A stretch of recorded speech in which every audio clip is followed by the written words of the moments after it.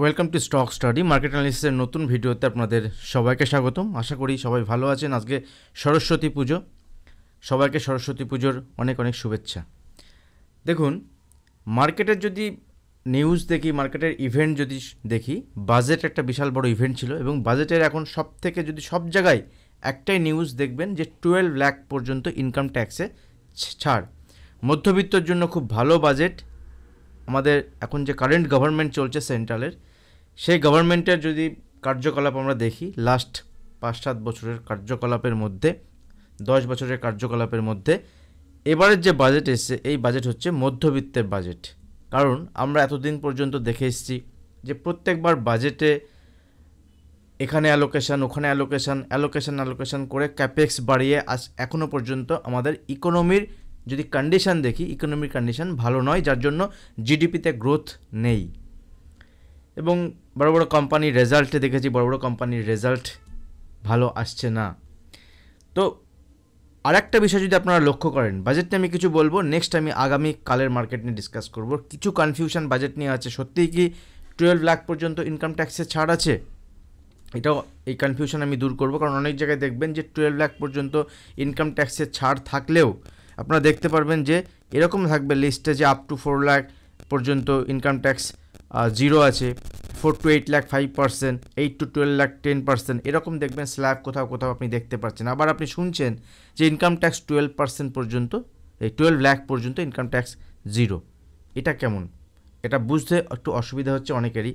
অনেকে আমাকে এসএমএসও করেছেন, যার জন্য আমি ভাবলাম একটা ভিডিও বানিয়ে দিই। সেপারেট ভিডিও নয়, একসঙ্গে নিফটি ব্যাংক নিফটির সঙ্গে সঙ্গে এটাও আমি ডিসকাস করে দেবো। তো যেখানে সমস্যা ছিল সেটা হচ্ছে আমাদের যে বাজেট এসছে, এটা পপুলিস্ট বাজেট। আর গভর্নমেন্টে যদি দেখেন, সোশ্যাল মিডিয়াতে লাস্ট 1 বছর যদি আপনি দেখেন যে ট্যাক্সেশন নিয়ে, মধ্যবিত্তের ট্যাক্সেশন নিয়ে একটা বিশাল বড় সমস্যা, এবং পুরো ভরকে যদি আপনি দেখেন, ভরে ভরে সোশ্যাল মিডিয়াতে এই একটাই কন্টেন্ট কিন্তু চলছে যে মধ্যবিত্তের খুব খারাপ অবস্থা ট্যাক্স নিয়ে ইন্ডিয়াতে। গভর্নমেন্ট সেটাকে অনেকটা রিলিফ দিয়েছে, অনেকটাই রিলিফ দিয়েছে। এবং সেখান থেকে মধ্যবিত্ত যদি এখানে ট্যাক্সেশন কম হয়, কারণ 12 লাখ পর্যন্ত, আপ টু 12 লাখ পর্যন্ত যারা ইনকাম করে তারা মধ্যবিত্ত সম্প্রদায়ের মধ্যেই পড়ে। আর বাজেট নিয়ে আমি আপনাদের সঙ্গে ডিসকাস করেছি লাস্ট ভিডিওতে, এটা তার সেকেন্ড পার্ট। আপনারা যারা আগের ভিডিওটি দেখেননি, গতকাল আমি একটা ভিডিও শেয়ার করেছিলাম আপনাদের, সেই ভিডিওটা দেখে আসবেন, তাহলে এটা বুঝতে আপনার আরও সুবিধা হবে। সেখানে ডিটেলসে আমি কোন কোন সেক্টর বাজেটে ভালো এফেক্ট আসতে পারে, কোন কোন স্টক এখান থেকে ভালো পারফর্ম করতে পারে, সেগুলো নিয়ে আমি ডিসকাশন সেখানে করেছি। এবং বাজেট যখন চলছিল, আমার স্টুডেন্ট গ্রুপে বাজেট চলাকালীন আমি শেয়ার করেছিলাম যে এখান থেকে এই সেক্টর ভালো পারফর্ম করতে পারে। সেখান থেকে গভর্নমেন্ট একটা জিনিস বুঝে গেছে যে নেক্সট যদি আমাদের কিছু করতে হয়, সেটা যদি ইকোনমির জন্য হোক বা ভোট ব্যাংকের জন্য হোক, বিশেষত ভোট ব্যাংকের কথা চিন্তা করেই এই বাজেটটা এসছে, ফোকাস থাকে। সেখান থেকে এই পপুলিস্ট বাজেট এবং মধ্যবিত্তর জন্য কর ছাড়, যে ট্যাক্স ছাড়, এই ডিসিশনটা কিন্তু নেওয়া হয়েছে। এবং যেটা নিয়ে দেখবেন লাস্ট কদিন আগে পপকর্ন যে ট্যাক্সেশন নিয়ে একটা হাসাহাসি, এবং আমাদের নির্মলা সীতারামন ম্যাডামজি তাকে নিয়ে যেসব কথাবার্তা চলছিল, এখন দেখবেন অনেক মিম বেরিয়েছে যে তাকে লক্ষ্মীর মানে দেবী লক্ষ্মীর সঙ্গে কম্পেয়ার করা হচ্ছে, যে মধ্যবিত্তর জন্য তিনি এমন কিছু কাজ করেছেন। তো আসল কথায় আসি, যে এই ট্যাক্সেশন যে রিলিফ যেটা এসছে, সেখানে দেখতে পারবেন যে সিম্পল, আমি একটা চার্ট আপনাদের সঙ্গে দেখাচ্ছি, যে নিউ ট্যাক্স রেজিম এবং ওল্ড ট্যাক্স রেজিম। দেখুন, এইবারে যে মানে আগামী যে আর্থিক বর্ষ আসবে, সেখানে দেখবেন যে ওল্ড ট্যাক্স রেজিম পুরো এখানে থাকবে না, কারণ নিউ ট্যাক্স রেজিমে অনেক কিছু বেনিফিট দেওয়া হয়েছে। এবং এই নিউ যে ট্যাক্স রেজিম, নতুন যে ট্যাক্সের যে আওতায় যে রুলসগুলো আছে, তার মধ্যে গতবার আমরা দেখেছিলাম 7 লাখ পর্যন্ত ইনকাম ট্যাক্সের একটা ছাড় ছিল। এবং গতবারের ট্যাক্স রেজিমে যদি দেখি, আপ টু 3 লাখ পর্যন্ত ইনকাম ট্যাক্সের ছাড় ছিল। 3 to 7 লাখ যেখানে 5% ছিল, এখানে 4 to 8 লাখ এবারে 5%। 7 to 10 লাখ 10% গতবারে ছিল, এবারে 8 to 12 লাখ 10%। গতবারে 10 to 12 লাখ 15% ছিল ট্যাক্স, এবারে 12 to 16 লাখ 15%। 12 to 15 লাখ গতবার ছিল 20%, অ্যাবাভ 15 লাখ, যেটা সবথেকে ইম্পর্টেন্ট বিষয়, গত বছরের বা গত সময়ে যদি আমরা ট্যাক্স স্ল্যাব দেখি, তাহলে 15 লাখের উপরে যদি কেউ ইনকাম করতো সেখানে 30% ট্যাক্স ছিল, সেটা এখন বেড়ে আপ টু 24 লাখ। 24 লাখের উপরে গেলে সেখানে কিন্তু ট্যাক্স 30% যাচ্ছে। দ্যাট মিনস এটা একটা ভালো, এখানে প্রায় ধরো যদি আপনি দেখেন প্রায় 10 লাখ, 9 লাখের মতো একটা ছাড় পাওয়া যাচ্ছে। 9 লাখ উপরে গেলে তবে একটু 30% ট্যাক্সের আওতায় পড়ছে। এবার কথা হচ্ছে যে যদি কোনো ব্যক্তি এখান থেকে ট্যাক্সের স্ল্যাবে দেখা যাচ্ছে যে 8 to 12 লাখ পর্যন্ত আমার এখানে 10% ইনকাম ট্যাক্স দিতে হচ্ছে, তাহলে 12 লাখ পর্যন্ত ইনকাম ট্যাক্স জিরো বা ইনকাম ট্যাক্স দিতে হবে না, এরকমটি কেন বলা হচ্ছে? কারণ দেখুন 12 লাখ নয়, 12.75 লাখ পর্যন্ত যদি আমরা দেখি, আগের ট্যাক্স রেজিমে কী ছিল, অনেক কিছু বেনিফিট যেগুলো ছিল সেগুলো ডিডাকশান হওয়ার পরে, সেই ডিডাকশান হওয়ার পরে অ্যাকচুয়ালি ওই আগের ট্যাক্স রেজিমে আপনার ট্যাক্স পে করতে হতো। তো এরকম এবারে কিন্তু সেসব নেই, একদম 12 লাখ মানে বছরে কেউ যদি 1 লাখ ইনকাম করে তাহলে। এবার যদি কেউ 12.75 লাখের থেকে পেরিয়ে যায়, 12.75 লাখ মার্জিনাল বেনিফিট পাবে 75,000 পর্যন্ত, এবং এর পরে যদি কেউ ছাড়িয়ে যায়, ধরুন কেউ যদি 13 লাখ যদি কেউ ইয়ারলি ইনকাম করছে, কেউ ধরুন ইয়ারলি ইনকাম করছে 13 লাখ, তো 13 লাখ যদি কেউ ইয়ারলি ইনকাম করে সেক্ষেত্রে তাকে 4 to 8 লাখের এই স্ল্যাবে, 4 to 8 লাখ স্ল্যাবে সেখানে তার 5% এবং 8 to 12 লাখ স্ল্যাবে সেখানে 10%, এইভাবে তাকে পেমেন্ট করতে হবে। ঠিক আছে, এইভাবে সে তখন ওটাকে সেগমেন্ট ওয়াইজ ভাগ করে সেখান থেকে সে পেমেন্ট করতে পারে। কিন্তু এই যে 12 লাখ পর্যন্ত ইনকাম ট্যাক্সের ছাড়, এটা 12 লাখ নয়, 12.75 লাখ পর্যন্ত ইনকাম ট্যাক্সের ছাড় আছে এবং এটা সত্যি। কিন্তু যখনই এর উপরে চলে যাবে তখন কিন্তু আপনার এই স্ল্যাবগুলো, যেগুলো স্ল্যাব আছে 8 to 12 লাখ, 4 to 8 লাখ, এগুলো তার মধ্যে চলে আসবে। গভর্নমেন্ট চাইছে যে ট্যাক্স ফাইলিং হোক।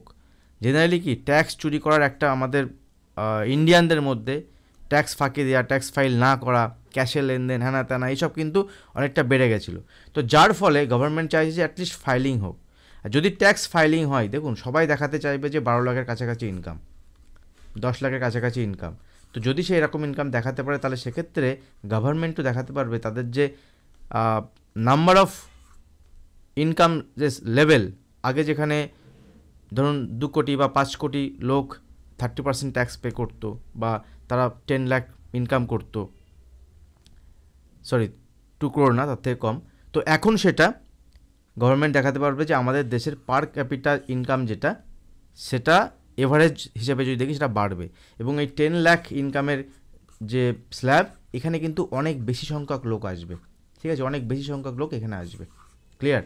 সেক্ষেত্রে এই লোকগুলো কেন 10 লাখ ট্যাক্স ফাইলিং করবে বা 12 লাখ ট্যাক্স ফাইলিং করবে? তার কারণ হচ্ছে তারা লোন পেতে সুবিধা হবে, ব্যাংক থেকে লোন নিতে তাদের সুবিধা হবে, সেজন্য তারা ট্যাক্স ফাইলিং বেশি করে করতে পারে। এবার আমি আপনাদের সঙ্গে বলি যে ট্যাক্স যে স্ল্যাব, এটা তো আমি বুঝলাম পার্সেন্টেজে। যদি আমাদের এই পুরনো আর নতুন ট্যাক্সের আওতায় যখন আপনি আসছেন, সেক্ষেত্রে আপনি বেনিফিটেড কেমন হচ্ছেন, আপনার বেনিফিট কী থাকছে?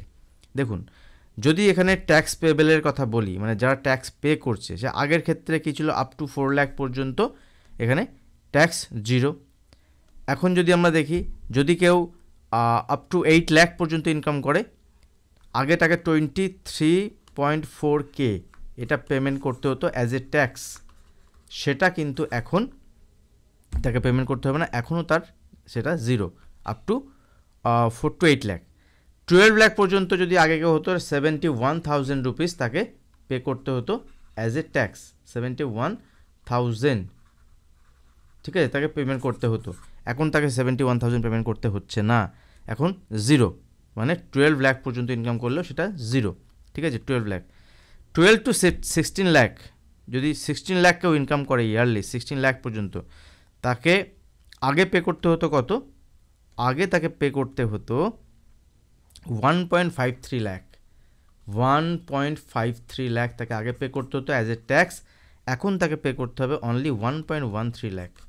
যদি কেউ 20 লাখ আগে ইনকাম করতো, 20 লাখ, তাহলে 20 লাখ ইনকাম করলে আগে তাকে পে করতে হতো মোটামুটি 2.78 লাখ, এখন তাকে পে করতে হবে অনলি 1.92 লাখ। ঠিক আছে, এই চেঞ্জগুলো কিন্তু একটা বড় চেঞ্জ। ঠিক আছে, এবং সবথেকে ইম্পর্টেন্ট বিষয়, আগে যদি কেউ 24 লাখ ইনকাম করতো, 24 লাখ যদি কারো স্ল্যাবে চলে যেত, সেক্ষেত্রে তাকে প্রায় 4.03 লাখ তাকে পে করতে হতো ট্যাক্স।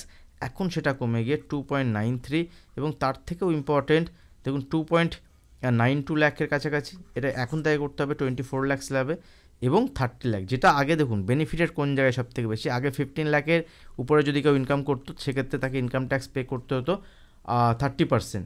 এখন সেটা কিন্তু বেড়ে হয়েছে কত পার্সেন্ট, এখন সেটা বেড়ে হয়েছে অ্যাবাভ 24 লাখ। 24 লাখের সঙ্গে 24 লাখের উপরে যদি কেউ ইনকাম করে তাহলে তাকে 30% এখন পে করতে হচ্ছে, আর আগে সেটা ছিল 15 লাখ। এটাই হচ্ছে ট্যাক্স স্ল্যাব। আশা করি আপনারা বুঝতে পেরেছেন। যদি আপনারা বুঝতে পারেন সেক্ষেত্রে কমেন্ট সেকশনে জানাবেন। ভিডিও ভালো লাগলে অবশ্যই জানাবেন। আমি এবার সেকেন্ড টপিকে আসবো, আর যদি কারো কনফিউশন থাকে সেটাও কিন্তু আপনারা জানাতে পারেন।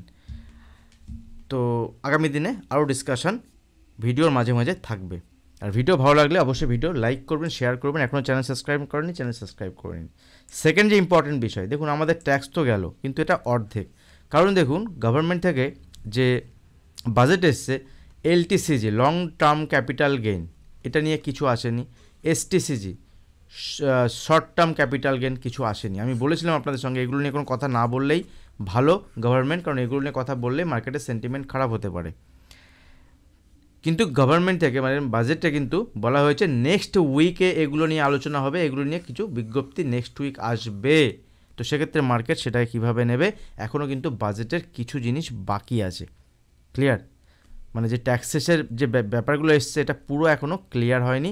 ইনকাম ট্যাক্সের ব্যাপারটা ক্লিয়ার, বাট বাকি যে ট্যাক্সগুলো আছে বিশেষ করে share market related, stock market related যে ট্যাক্স, সেগুলো নিয়ে কোনো কিছু কিন্তু এখনও ইন্টারডে বলুন, এফএনও বলুন, এসটিটি বলুন, এসটি বা অন্য জায়গা থেকে আসে, বাট এই যে intraday, long term, short term এবং আপনার এফএনওতে যে ট্যাক্সেস, এইসব নিয়ে কোনো কিছু বলা হয়নি, এবং এগুলো আগামী সপ্তাহে আসতে পারে, এটাও মাথায় রাখবেন। এটা হচ্ছে ট্যাক্সের ব্যাপার। আমি লাস্ট দিন আপনাদের সঙ্গে ডিসকাস করি যে কনজামশন সেক্টরে একটা বুস্ট আসবে, কারণ এই যে মধ্যবিত্তের টাকা যে ছাড় আসবে, যে টাকার যে মধ্যবিত্ত টাকা যে বাঁচাতে পারবে সেই টাকায় তার খরচা করবে। এফএমসিজি যে কনজিউমার গুডস যেগুলো আছে, আপনি সেই স্টকগুলোর উপরে নজর রাখুন। স্টকগুলো অনেকটাই কারেকশান, এবং অনেক দিন আগে লাস্ট 1-2 মাস আগে থেকে আমি আপনাদের সঙ্গে শেয়ার করেছি যে জিডিপি যখন কম হচ্ছিল, জিডিপির গ্রোথ যখন আমাদের ইন্ডিয়ান ইকোনমিতে কম, গভর্নমেন্টের ফোকাস থাকবে কোন দিকে না, যাতে মানুষ খরচা করতে পারে, জিডিপির গ্রোথ যাতে বাড়ে। তার জন্য অলরেডি আরবিআই থেকে কিছু কিছু স্টেপ নেওয়া হয়েছে। আরবিআই থেকে টাকা ইনফিউজ করা হচ্ছে, সেগুলো আমি আপনাদের সঙ্গে শেয়ার করেছি। বিভিন্ন ডেট ওয়াইজ বিভিন্ন স্কিমের মাধ্যমে, ইনফ্লেশন কন্ট্রোল করার মাধ্যমে, পাবলিক সেক্টরের বিভিন্ন সেক্টরে। আর কনজিউমেবল সেক্টর যদি ভালো পারফর্ম করে, সঙ্গে সঙ্গে ব্যাঙ্কিং সেক্টর, ফাইন্যান্স সেক্টরও ভালো চলবে। অটো সেক্টর একটা কনজিউমার যদি এখানে পয়সা বাঁচাতে পারে, সেক্ষেত্রে 2 হুইলার 4 হুইলার যেসব স্টক আছে সেই স্টকগুলো ভালো পজিটিভ সাইডে মুভমেন্ট আসতে পারে, তাদের সেল বাড়লে সেখান থেকে প্রফিট হবে, কোম্পানি পারফর্ম করবে ভালো। এইগুলো কিন্তু ফোকাস থাকবে, একদিনে না হলে এটা আগামী বছর হবে। সমস্যা কোন দিকে আছে, অনেকেই মনে করছেন যে একটা এরকম ছড়িয়ে গেছে যে ডিফেন্স সেক্টরে, গভর্নমেন্টের ডিফেন্স সেক্টর আগের থেকে কম হয়ে গেছে, মানে যে অ্যালোকেশন থাকে কতটা খরচা করবে সেটা কমে গেছে। কিন্তু ডিফেন্স সেক্টরে কিন্তু অ্যালোকেশন কমেনি, বিভিন্ন খাতে খাতে ডিফেন্স সেক্টরে অ্যালোকেশন আছে। এগুলো যদি ভালো করে কেউ বাজেট পড়ে সে বুঝতে পারবে। অলরেডি ডিফেন্স স্টকগুলো নিচের দিকে পড়ে গেছে, তো চাইলে এই স্টকগুলোতেও অ্যাকুমুলেট করা যেতে পারে। আর যদি 5% 10% পড়ে এই নিউজের বেসিসে, রিউমারের বেসিসে, সেক্ষেত্রে কিন্তু ভালো জায়গাতে ভালো পজিশনে আগামী দিনে আসবে। নেক্সট যদি একটা সেক্টর দেখি, সেটা হচ্ছে রেলওয়ে সেক্টর, যেটা আজ থেকে 1-2 বছর আগে সব থেকে টপ হট কেক ছিল সবার কাছে। সেই রেলওয়ে সেক্টর নিয়ে বাজেটকে কিছুই বলা হয়নি। আর একটা ইম্পর্টেন্ট বিষয় বাজেটে, সেটা হচ্ছে ক্যাপেক্স, মানে ক্যাপিটাল এক্সপেন্ডিচার। ক্যাপিটাল এক্সপেন্ডিচার যেটা গত বছর 10 লাখ ক্রোড় কাছাকাছি ছিল, 11 লাখ ক্রোড়ের কাছাকাছি ছিল, সেটা এবছর কমে 10 লাখ ক্রোড়। দেখুন একটা বিষয় বুঝবেন যে গত বছরে যা কিছু খরচা করার কথা ছিল 11 লাখ ক্রোড়, সেই খরচা কিন্তু এখনও পর্যন্ত গভর্নমেন্ট করতে পারেনি, শেষ হয়নি। আবার যে 10 লাখ ক্রোড় দিয়েছে, দেখুন যখনই ইনকাম ট্যাক্স কমে যাবে, ফিসক্যাল ডেফিসিট যেটা সেটা কমে গেছে, কারণ ক্যাপেক্স যদি কমে যায় সেক্ষেত্রে ফিসক্যাল ডেফিসিটও কমে যায়, তো সেটা নর্মাল। যদি সাধারণ মানুষের কাছে পয়সা আসে আগামী দিনে, কিন্তু গভর্নমেন্ট এখান থেকে ক্যাপেক্স বাড়াবে নেক্সট বাজেটে। লেটস সি, ক্যাপেক্স তো বারবার গভর্নমেন্ট বাড়িয়েছে, আলটিমেট ইকোনমির গ্রোথ দরকার। তো যে বাজেটটা হয়েছে সেটা একদম খুব ভালো বাজেট, বাট শেয়ার মার্কেটের জন্য অতটাও ভালো বাজেট কিন্তু নয়। কিছু কিছু সেক্টরের জন্য স্টক স্পেসিফিক বাজেট ভালো, আলটিমেট মধ্যবিত্তর জন্য ফার্স্ট টাইম আপনাদের সঙ্গে শেয়ার করলাম বাজেট ভালো। এবার চলুন মার্কেটে জাস্ট আমি নিফটি ব্যাঙ্ক নিফটির ক্ষেত্রে আপনাদের সঙ্গে লেভেল শেয়ার করব। দেখুন প্রথমে যদি আমি দেখি, লাস্ট দিন আমি আপনাদের সঙ্গে শেয়ার করেছিলাম বাজেট যদি এখান থেকে উপরের দিকে যায় তাহলে 23,650, 23,680 এইসব লেভেলে যদি বাজার আসে, সেখানে আমি বাইং সাইডে নয় সেলিং সাইডে প্ল্যান করব। এক্স্যাক্টলি দেখুন যে কোনো কারণ, যে কোনো নিউজ আর যাই দেখুন, বাজারের লাস্ট দিনের হাই 23,640-এর কাছাকাছি এক্স্যাক্ট লেভেলে বাজার উপরের দিয়ে গেছে। এবং লাস্ট দিন এটাও শেয়ার করেছিলাম যে বাজেটের আগের বাজার একরকম হবে, বাজেটের পরের বাজার একরকম হবে। তো এক্স্যাক্টলি বাজার ফলো করেছে এবং নিচের দিকে সাপোর্ট লেভেল 23,300-তে সাপোর্ট নিয়েছে, ফার্স্ট সাপোর্ট লেভেল ছিল। সেকেন্ড সাপোর্ট লেভেল ছিল 23,200 থেকে 150, বাজার তদ্দূর আসেনি। ফার্স্ট সাপোর্ট লেভেল থেকে বাজার রিভার্স নিয়েছে আবার, এবং মোটামুটি যেখানে ওপেন হয়েছিল সেখানে ক্লোজ হয়েছে। এবং ডেলি বেসিসে যদি দেখেন একটা ইনডিসিশন ক্যান্ডেল এখানে তৈরি হয়েছে বাজারে, ইনডিসিশন ক্যান্ডেল, কোনো ডিসিশন নেই বাজারের, ক্লিয়ার। তো বাজার হয়তো এই সপ্তাহতে একটা রেঞ্জ যদি উইকলি চার্ট দেখি, এই সপ্তাহতে কিছুটা উপরে গেলেও এখানে ম্যাক্স টু ম্যাক্স 23,800 থেকে 24,000 পর্যন্ত বাজার যেতে পারে, তার বেশিও যেতে পারে। কিন্তু যেহেতু এখনও পর্যন্ত শেয়ার বাজার বা স্টক মার্কেট রিলেটেড কিছু জিনিস পেন্ডিং আছে, তো সেটা একটা ইম্পর্টেন্ট। আর 24,000-এর উপরে যদি বাজার সাস্টেন করে, দেন আগামী দিনে বাজার 26,000, 27,000, 24,000-এর পরে 24,800, দেন 25,900 থেকে 26,000 লেভেলও বাজার পেরোতে পারে। বাট আমার কাছে এখন ইনিশিয়ালি হার্ডেল হচ্ছে এই লেভেলই 23,800 থেকে 24,000 যদি বাজার উপরের দিকে যায়। উইকলি বেসিসে ডিসকাস করলাম, আর লাস্ট উইকে যদি বাজার আবার কোনো বাজে নিউজ আসে শেয়ার মার্কেট রিলেটেড, তাহলে বাজার এখান থেকে নিচের দিকে 22,800 লেভেলকে ব্রেক করে দেন 21,500 থেকে 21,800 লেভেলও বাজার দেখাতে পারে। সবই সম্ভব, 22,000 পর্যন্ত, 21,800 লেভেল পর্যন্ত বাজার আসতে পারে, ডিপেন্ড করছে এটার উপরে। তো বাজারে আগে থেকে ভিউ কিছু নেওয়ার দরকার নেই। বাজেট আগামী 1 বছরের জন্য, বাজেট আজ একদিনের জন্য নয়। ইন্টারডে মুভমেন্ট যদি আপনাকে ক্যাপচার করতে হয়, তার জন্য ইন্টারডে স্ট্র্যাটেজি যেটা আছে, স্টক আপনার কাছে আসবে, স্টক পিক করুন, স্টকে এন্ট্রি করুন, এক্সিট করুন, বেরিয়ে যান, কিছু লেনাদেনা নেই। ইনভেস্টমেন্ট যদি করতে চান, সুইং পজিশনাল ট্রেডিং যদি করতে চান, সেক্ষেত্রে আপনাকে ওভারঅল মার্কেটের ডাইরেকশান দরকার, ক্লিয়ার। সেক্ষেত্রে মার্কেটের ডাইরেকশান ক্লিয়ার হলেই আপনি সেখান থেকে কাজ করতে পারবেন। তো আগামী কালের জন্য যদি আমি দেখি, 15 মিনিটের চার্ট আমি ওপেন করেছি, সেক্ষেত্রে দেখুন বাজার যদি এখান থেকে আরেকটা বিষয় শেয়ার করি, খুবই ইম্পর্টেন্ট বিষয়, সেটা হচ্ছে ক্রিপ্টো মার্কেট। যদি আমি দেখি লাস্ট দুদিন ধরে ক্রিপ্টো মার্কেটে কিন্তু একটা কারেকশান চলছে। লাস্ট দুদিন মানে শনিবার আর রবিবার, এখানে দেখি শনিবার দেখুন এত বড় একটা ক্যান্ডেল, রবিবার এত বড় একটা ক্যান্ডেল। এত বড় মানে রবিবারের ক্যান্ডেল যদিও বা ছোটো, আর এই দুদিনে মার্কেটে ভলিউম থাকে না। লাস্ট দিন আমাদের মার্কেট যখন চলছে, আমাদের মার্কেটে ভলিউম ছিল না। তো এই দুদিনে যদি দেখেন, দুদিনে ক্রিপ্টো মার্কেটে ইথেরিয়াম 8%, 9%-এর ফল হয়ে গেছে, ঠিক আছে, ইথেরিয়ামের 8-9%। বিটকয়েন যদি দেখি, দেখুন বিটকয়েনের উপরের লেভেল যদি দেখেন, এই দুদিনে শনি রবিবারে কত পার্সেন্টের ফল হয়েছে, প্রায় 4%-এর উপরে ফল হয়েছে। শুক্র শনি রবি 3 দিনে যদি দেখেন, প্রায় এখানে 7% উপরে ফল হয়েছে। এই ফলের কারণ কি? 7% ফল হয়েছে। সোলানা উপরের থেকে মোর দ্যান 10% ফল হয়েছে এই 2-3 দিনে, ঠিক আছে। বাকি সমস্ত ক্রিপ্টো মার্কেটে কিন্তু একটা কারেকশান চলছে। ক্রিপ্টো মার্কেট যদি এখান থেকে কারেকশান চলছে, তার কারণ যদি আপনি দেখেন, ক্রিপ্টো মার্কেট চলবে, দেখুন সব মার্কেটে একটা ইউফোরিয়া আছে, এবং এই মার্কেটে যে উইক হ্যান্ড যারা থাকে, যারা উইক প্লেয়ার থাকে, দুর্বল যারা থাকে, দুর্বল বায়, তাদেরকে মার্কেট আউট করে, দেন মার্কেট নতুন আবার উপরের দিকে মুভমেন্ট হয়। এটা মার্কেটের বেসিক রুলস। তো এই ক্রিপ্টো মার্কেট যদি আপনি দেখেন, ক্রিপ্টো মার্কেট দুদিনে, ক্রিপ্টো মার্কেটের সেন্টিমেন্টাল ইস্যু, আমাদের মার্কেটে যেমন বাজেট ছিল, আর ক্রিপ্টো মার্কেটে একটা সেন্টিমেন্টাল ইস্যু, সেক্ষেত্রে মার্কেটে কিন্তু আগামীকাল নেগেটিভ সাইডে ওপেন দিতে পারে। লেটস সি কী হয়, এক্স্যাক্টলি এখনও পর্যন্ত কিছু বোঝা যাচ্ছে না। তো যদি নেগেটিভ সাইডে ওপেন হয়, সেক্ষেত্রে ট্রেড প্ল্যান আলাদা হবে, বড় গ্যাপ আপ বড় গ্যাপ ডাউন হলে ট্রেড প্ল্যান আলাদা হবে। বাট যদি মার্কেট ফ্ল্যাট ওপেন হয় সেক্ষেত্রে আমরা ফলো করবো বাজারডের লেভেলকে। ক্লিয়ার? তো ক্রিপ্টো মার্কেটে ফল কেন হচ্ছে, দুটো তিনটে কারণ আমি আপনাদের সঙ্গে শেয়ার করি। একটা হচ্ছে আমরা দেখেছিলাম যে লাস্ট এটা এসছে কবে থেকে, যবে থেকে আমরা দেখেছি ইন্টারেস্ট যেটা ফেড রেট কাট হয়নি, তার মানে কি ইন্টারেস্ট রেট হাই, তার মানে ইকোনমিক কন্ডিশান খুব একটা ভালো না। ইকোনমিক কন্ডিশান মানে লিকুইডিটি কম, ইনফ্লেশন কন্ট্রোলের মধ্যে বলছে ফেড। আগামী দিনে এটাকে কী করবে, মানে ফেড চেয়ারম্যান যিনি আছেন জেরম পাওয়েল, তিনি আগামী দিনে ইকোনমিকে যদি ইকোনমি জেনারেলি যেটা হচ্ছে ইথেরিয়াম, সোলানা, বিটকয়েন মানে ক্রিপ্টো মার্কেট কী চাই, লিকুইডিটি চাই মার্কেটে, রেট কাট চাই। রেট কাট হলে মার্কেটের কাছে লোকের কাছে টাকা আসবে, কম ইন্টারেস্টে লোক লোন নেবে, মানে ওভারঅল যদি ইয়েতে টাকা আসে সেক্ষেত্রে কিন্তু ভালো পারফর্ম করতে পারে। এটা গেল কন্ডিশন 1। সেকেন্ড কন্ডিশন যদি আপনাদের সঙ্গে ডিসকাস করি, সেকেন্ড যে ইম্পর্টেন্ট পয়েন্ট সেটা হচ্ছে এই বিটকয়েন ফলিং, বা দেখবেন ইউএস মার্কেটেও ফল হয়েছিল আজ 2 দিন ধরে। তার জন্য হচ্ছে টেক কোম্পানি, দ্যাট মিনস আপনারা শুনে থাকবেন চায়নার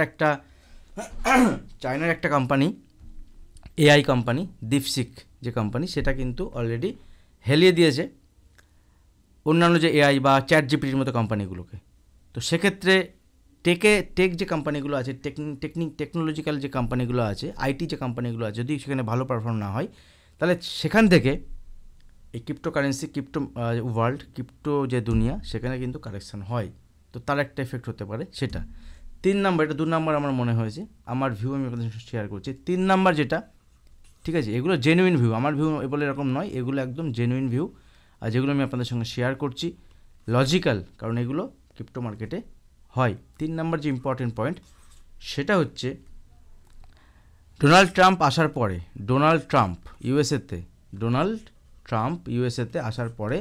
তিনি তিনি ক্রিপ্টো নিয়ে অনেক কিছু করার কথা বলেছেন এবং ক্রিপ্টোকে প্রমোট করার চেষ্টা করেছেন। বাট একটা কথা মাথায় রাখবেন, লাস্ট টাইম যখন ফেড চেয়ারম্যানের স্পিচ ছিল সেখানে তিনি বলেছিলেন যে ক্রিপ্টো আমরা রিজার্ভ কারেন্সি হিসেবে আমরা স্টোর করতে পারি, রিজার্ভ কারেন্সি হিসেবে বাই করতে পারি, বাট এর রুলস অ্যান্ড রেগুলেশন স্ট্রং হওয়া চাই এবং সেদিকে আমাদের নজর দিতে হবে। তো এই রুলস অ্যান্ড রেগুলেশন যখনই কোনো কারেন্সি বা যে কোনো সেক্টরে স্ট্রং হওয়ার কথা আসে প্রথমেই, তখন সেই সেক্টরের একটা প্রবলেম হয় যে তার মানে কি আগে থেকে রুলস অ্যান্ড রেগুলেশন ঠিকঠাক ছিল না। অবভিয়াসলি ক্রিপ্টোতে রুলস অ্যান্ড রেগুলেশন অতটা স্ট্রং নয়, তো সেটা যদি করে সেক্ষেত্রে কিন্তু একটা শ্রেণীর মানুষের প্রবলেম হতে পারে, সেজন্য একটা কারেকশান ক্রিপ্টোতে হতে পারে। বাট ক্রিপ্টো নিয়ে আমি আলাদা ভিডিও আপনাদের সঙ্গে শেয়ার করবো। ক্রিপ্টো আমাদের আলাদা চ্যানেল আছে, যারা এখন সাবস্ক্রাইব করেনি করে নেবেন, ভিডিও আসবে আগামী দিনে। আর নিফটির ক্ষেত্রে তাহলে আমার আগামীকাল সিম্পল বাজেটের লেভেলকেই ফলো করব। যদি এখানে আগামীকাল দেখি নিফটি 23,300 লেভেলের নিচে এসে গ্যাপ ডাউন হোক বা গ্যাপ আপ হোক হয়ে যদি নিচে ট্রেড করতে স্টার্ট করে, উইক হয়ে যাবে নিফটি, নিচের দিকে 23,150 থেকে 23,100 লেভেল দেখাতে পারে। ঠিক আছে, সিম্পল। উপরের দিকে এই বাজারের যে হাই, ওই হাই যতক্ষণ না ব্রেক করবে, দেখুন নিচের দিকে যখন আসবে সাপোর্ট লেভেলে ছোটোখাটো বাইং সাইডে প্ল্যান করতে পারি, ছোটো স্টপ লসের বেসিসে। বাট বাইং সাইডে ভালো প্ল্যান করতে গেলে আমার 23,640 উপরে যদি মার্কেট সাস্টেন করে, 23,640 তবেই কিন্তু উপরের দিকে 23,700 23,800 লেভেল আমরা বাজার দেখাতে পারে। ক্লিয়ার? এবং যদি মার্কেট পজিটিভ সাইডে যায় সেক্ষেত্রে কনজিউমেবল যেসব গুডস আছে, যে প্রোডাক্ট আছে, এফএমসি সেক্টর, এর মধ্যে যেমন এসি কোম্পানি, ফ্রিজ কোম্পানি, এইগুলো যে আছে নর্মাল, এগুলোতেও কিন্তু মুভমেন্ট আসবে। আইটিসি, ঠিক আছে, একটা ভালো স্টক, আমি অনেকদিন আগে আপনাদের সঙ্গে শেয়ার করেছিলাম। তো স্টকগুলো আপনি নজরে রাখতে পারেন। কোনো বাইং সেলিং রিকমেন্ডেশন নাই, ভিউ শেয়ার করি আপনাদের এডুকেশনাল পারপাস, আপনারা সেখান থেকে প্ল্যান করতে পারেন, বা আপনার যদি কোনো ফাইন্যান্সিয়াল কনসাল্ট যদি থাকে সেখানে আপনি অ্যানালিসিস করতে পারেন। আমার ভিডিওতে আমি যা কিছু ডিসকাস করি আপনাদেরকে জাস্ট একটা ভিউ দেওয়ার জন্য, মার্কেট সম্বন্ধে কী চলছে বা এইগুলোর জন্যই কিন্তু আমি ডিসকাশানগুলো করি। যদি ভিডিও ভালো লাগে, আপনাদের মনে হয় ভিডিও হেল্পফুল, অবশ্যই ভিডিওতে লাইক করবেন। এটাই হচ্ছে আমাকে লাইক করাই হচ্ছে একটা প্রসেস, বা আমাকে সাপোর্ট করুন কমেন্টের মাধ্যমে, এটাও করতে পারেন। দেখলাম লাস্ট আমাকে থ্যাঙ্কসও অনেকে জানিয়েছেন, একটা মিনিমাম একটা অ্যামাউন্ট দিয়ে থ্যাঙ্কস জানানো যায় ইউটিউব। আমি জানতামই না যে ইউটিউব আমার জন্য এরকম কিছু ব্যবস্থা করে রেখেছে, বা সেটাও দেখলাম যে কমেন্ট সেকশানে থ্যাঙ্কস বলে একটা অপশান থাকে, অনেকে দু একজন থ্যাঙ্কসও সেখান থেকে করেছেন, তো ভালো লাগে। দেখুন পয়সাটা 100 টাকা 200 টাকাটা ফ্যাক্ট নয়, 50 টাকাটা ফ্যাক্ট নয়, ফ্যাক্টটা হচ্ছে আমাকে সাপোর্ট করছেন, যে এটাই হচ্ছে আমার থেকে কিছু হেল্প হচ্ছে আপনাদের, এটা হচ্ছে ফ্যাক্ট। আর ডিউরিং দ্য মার্কেট আওয়ার্স আমি আমার টেলিগ্রাম আমার সঙ্গে আমার স্টুডেন্ট গ্রুপদের সঙ্গে আমি যুক্ত থাকি, যারা আমার কাছে ক্লাস করেছেন, যারা আমার কাছে অ্যালাইস ব্লুতে আপনি অ্যাকাউন্ট ওপেনিংয়ের মাধ্যমেও আসতে পারেন, সেখানে আপনি ক্লাস, ওখানে একটা ক্লাস ভিত্তিক চলে। আর একটা ক্লাস আমি স্টার্ট করবো, অনেকে রিকোয়েস্ট করছেন ক্লাস, খুব অল্প ফিজে আমি চেষ্টা করবো, একটা খুব অল্প সামান্য ফিজের মাধ্যমে খুব ছোট একটা ক্লাস অ্যারেঞ্জ করতে, যেখানে 7-8 ঘন্টার একটা সেশন থাকবে, একটা মানে 3-4টে সেশন থাকবে 8 ঘন্টার একটা, এরকম, যেখানে অ্যাকচুয়ালি ইন্টারডে ট্রেডিং কীভাবে করা যায়, সে আপনি অপশানে করুন বা স্টকে কীভাবে ইন্টারডে ট্রেডিং ডিফারেন্ট যে প্রসেসগুলো আছে সেগুলো কীভাবে করা যায় সেখানে ডিসকাশন থাকবে। ব্যাঙ্ক নিফটি, দেখুন ব্যাঙ্ক নিফটির ক্ষেত্রে ওইদিকে ব্যাঙ্ক নিফটির সাপোর্ট লেভেল হচ্ছে এখন 49,000 ইনিশিয়ালি বা 48,900। 48,900 যদি ব্যাঙ্ক নিফটি ব্রেক করে নিচের দিকে 48,750, 48,750, 48,500, কোন লেভেলের নিচে? 48,900 লেভেলের নিচে কিন্তু ব্যাঙ্ক নিফটি উইক হবে। তার উপরে ব্যাঙ্ক নিফটি ঠিক আছে, যদি ছোটোখাটো কারেকশন আসে সেখানে ছোটোখাটো যদি রিভার্সাল দেখায় সেখানে বাইং সাইডে প্ল্যান করতে পারে, কিন্তু ব্যাঙ্ক নিফটি উপরের দিকে মুভমেন্ট হতে গেলে, দেখুন ব্যাঙ্ক নিফটির ক্ষেত্রে যদি আমি বলি, লাস্ট দিন আপনাদের সঙ্গে ক্লিয়ার শেয়ার করেছিলাম যে ব্যাঙ্ক নিফটি উপরের দিকে 50,100 লেভেল ইম্পর্টেন্ট, আর 50,000 থেকে 50,100 bank nifty resistance level. Bank নিফটির হাই দেখুন 50,014, 50,010, মানে এই লেভেল থেকে কিন্তু মার্কেটের লেভেল কতটা ইম্পর্টেন্ট, দেখুন এই লেভেল থেকেই মার্কেটে সেলিং এসছে, এবং এখান থেকে টানা যদি আপনি দেখেন 1,000 পয়েন্টের ফল, আবার এখান থেকে 500 পয়েন্টের রিকভারি, এটাই বাজেট ডে। আর বাজেট ডে তার সমস্যা হচ্ছে কি, ভিক্স জেনারেলি অন্যবার যদি বাজেট ডে দেখেন ভিক্স সেখানে হাইতে যায়, আজকে বাজেট শুরু হওয়ার পর তো ভিক্স নিচে, ভিক্স প্রথমে উপরে যায় তারপরে নিচে আসে, আর লাস্ট দিন আমরা দেখেছি ভিক্স নিচেই একদম নিচের দিকে এসে ক্লোজ দিয়েছে। তো একটু অন্যরকম ছিল because of Saturday world market close ছিল। তো ব্যাঙ্ক নিফটিতে 50,000-এর উপরে, 50,100-এর উপরে ব্যাঙ্ক নিফটিতে লং সাইডে প্ল্যান করব। নিচের দিকে সাপোর্ট লেভেলে সেক্ষেত্রে লং সাইডে প্ল্যান করা যেতে পারে, অথবা যদি অল্প বড় গ্যাপ ডাউন না হয়, ফ্ল্যাট ওপেন হয়, গ্যাপ আমার হাতে নেই। ক্রিপ্টো মার্কেটের কথা আমি ডিসকাশন করলাম আপনাদের সঙ্গে, লেটস সি মার্কেট কী দেখায়, আমাদের সেন্টিমেন্ট আলাদা, ওয়ার্ল্ড মার্কেটের সেন্টিমেন্ট আলাদা। অলরেডি ডোনাল্ড ট্রাম্প যে ট্যারিফের কথা বলেছিলেন, already Mexico, China, Canada, already 3টে দেশের উপরে কিন্তু সে ট্যারিফ তিনি লাগিয়ে দিয়েছেন। ইন্ডিয়া সেক্ষেত্রে এখনও পর্যন্ত কোনো ট্যারিফ নেই, ইন্ডিয়ার ক্ষেত্রে এটা গুড নিউজও হতে পারে, আর যদি ইন্ডিয়ার উপরে ট্যারিফ চলে আসে তাহলে সেটা আবার সমস্যা। আমি সব কিছু বিষয় চেষ্টা করছি আপনাদের সঙ্গে ডিসকাস করার। তো অনেকগুলো নিউজ ইভেন্ট আছে মার্কেটে। 49,750-র উপরে গেলেও ব্যাঙ্ক নিফটি এখান থেকে ছোটোখাটো কোয়ান্টিটিতে এখানে 150-200 পয়েন্টের জন্য ইন্টারডেতে মুভমেন্টের জন্য প্লে করা যেতে পারে। ভিডিও ভালো লাগলে অবশ্যই ভিডিওতে লাইক করবেন। আজ ভিডিও এখানে শেষ করছি, দেখা হবে নেক্সট ভিডিওতে। ধন্যবাদ।